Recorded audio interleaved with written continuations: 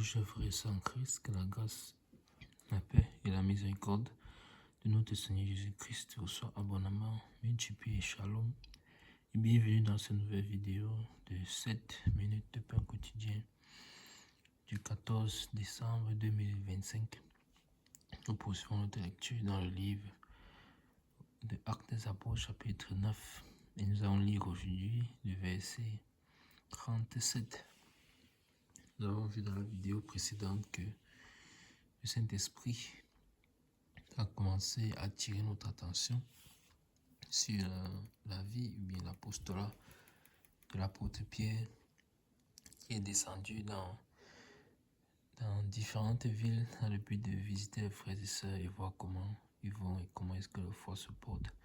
Alors il s'est rendu dans la ville de Joppé où entre autres, après avoir été à Lydde où il a d'abord guéri un premier malade qui était paralysé depuis 8 ans, nommé Aîné.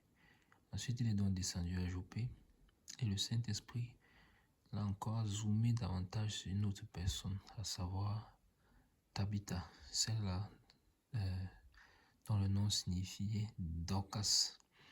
Et le Saint-Esprit a davantage zoomé sur la vie de Dorcas en nous révélant quelque chose, que Dorcas était une femme, une servante du Seigneur qui était pleine des fruits de l'esprit, en ce sens que sa foi avait des œuvres. Comme Jacques nous dit que la foi sans les œuvres est morte.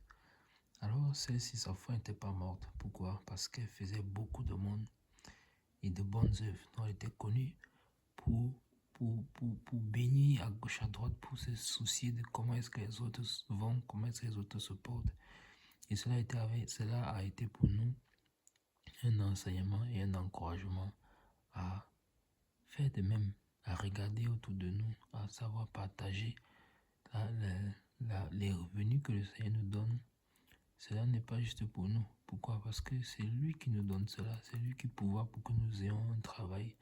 C'est lui qui nous accorde la grâce d'avoir la subvenance.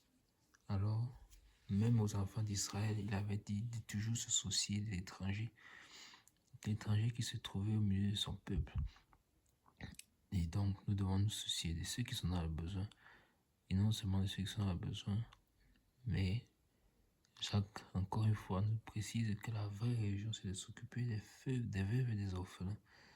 Donc, voilà ce que nous devons, en tant qu'enfants de Dieu, faire. Et ne pas oublier de faire. Donc, ici, ils nous sont posés la question, mais pourquoi le Saint-Esprit zoome-t-il de façon particulière sur la vie de cette femme? C'est ce que nous sommes posés comme question dans la vidéo précédente. Lisons dans la suite de ce passage, au verset 37, pour en connaître un peu plus. La parole de Dieu déclare: elle tomba malade en ce temps-là et mourut. Après l'avoir lavée, on la déposa dans une chambre haute. Amen. Amen. Amen. Mes bien-aimés, voilà pourquoi le Saint-Esprit a zoomé sur sa vie. Donc, vous vous rendez compte? Le Saint-Esprit zoome sur sa vie, nous parle en bien d'elle, nous informe comment est-ce qu'elle faisait de bonnes œuvres, comment est-ce qu'elle était pleine de grâce. Mais, qu'est-ce qui se passe? Elle tombe malade et meurt.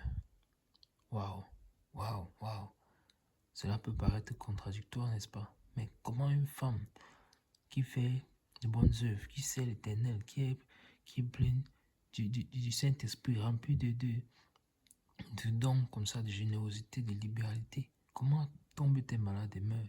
Dieu ne se souvient-il pas que c'est une femme qui fait de bonnes œuvres, mais pourquoi meurt-elle? Qu'est-ce qui arrive? Un peu comme tu peux traverser cette situation en ce moment. Je sais le Seigneur avec ferveur. Je suis un chrétien depuis beaucoup d'années. Mais pourquoi ma vie est bizarre? Pourquoi je n'ai pas de travail? Pourquoi j'ai toujours ce problème à tel niveau? Pourquoi ma vie n'avance pas comme j'aimerais? Ainsi de suite, ainsi de suite. Vous voyez? Tu ne dois pas être dans cette situation parce que le Seigneur Jésus-Christ est au contrôle. Tu ne dois pas penser de la sorte. Si tu penses de la sorte, alors ces pensées-là ne sont pas de bonnes pensées. Elles ne viennent pas de toi, ce sont des mauvaises pensées. Et tu dois te repentir de cela. Regardez comment ta vie t'a fait de bonnes œuvres, même. Donc, nous ne devons pas croire qu'en tant qu'enfant de Dieu, bien parce que nous sommes devenus enfants de Dieu, alors on n'aura plus de problème, alors tout va rouler à 100% pour nous. Non, la parole de Dieu ne nous dit pas cela. C'est pas ce que la parole de Dieu nous dit. Bien au contraire, la parole de Dieu déclare que les épreuves sont le lot quotidien des véritables disciples du Seigneur. Parce que les épreuves ont pour but de forger notre foi. Amen. Les épreuves ont pour but de forger notre foi. Et si nous regardons la vie des apôtres, à quelle épreuve n'ont-ils pas été exposés? Regardons l'apôtre Pierre qui est en train d'aller rendre des visites à Jopé, à ses frères et sœurs. À quelle souffrance n'a-t-il pas été exposé? Non seulement depuis le livre des Actes des Apôtres, chapitre 3, combien de fois n'a-t-il pas été jeté en prison? L'apôtre Paul, dont on a parlé dans les débuts de ce chapitre 9, à quelle souffrance n'a-t-il pas été exposé plus tard? D'ailleurs, le Saint-Esprit avait déjà révélé dès son appel que je lui montrerai ce dont il va souffrir pour mon nom. C'est ce que le Seigneur avait révélé à Ananias, son serviteur, dans une vision. Vous voyez? Et le Seigneur a dit qu'il montrera à Saul. Donc, il a également montré la même chose à Saul en l'appelant. Souvenez-vous qu'il a fait 3 jours de jeûne à sec après que le Seigneur l'ait rencontré et qu'il a eu des visions. Donc, vous voyez que les épreuves sont notre lot quotidien. Mais les épreuves ne doivent pas nous éloigner du Seigneur, mais plutôt nous rapprocher du Seigneur. Maintenant, venons donc sur notre exemple parfait, le Seigneur Jésus. À quelle épreuve n'a-t-il pas été exposé? Lui qui a marché dans toute la volonté de Dieu et dans toute la vérité. Mais il a eu l'épreuve la plus difficile qui puisse exister et qui n'ait jamais existé sur la terre. Donner sa vie pour toute l'humanité. Pardonner nos péchés et aller jusqu'à mourir gratuitement à la croix. Sans rien fait.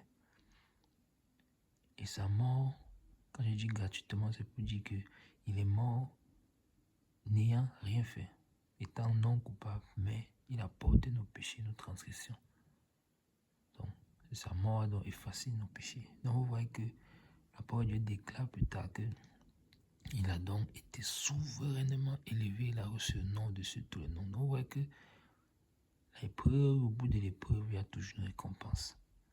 Nous devons être patients dans l'épreuve, sachant que le Seigneur Jésus-Christ nous récompensera.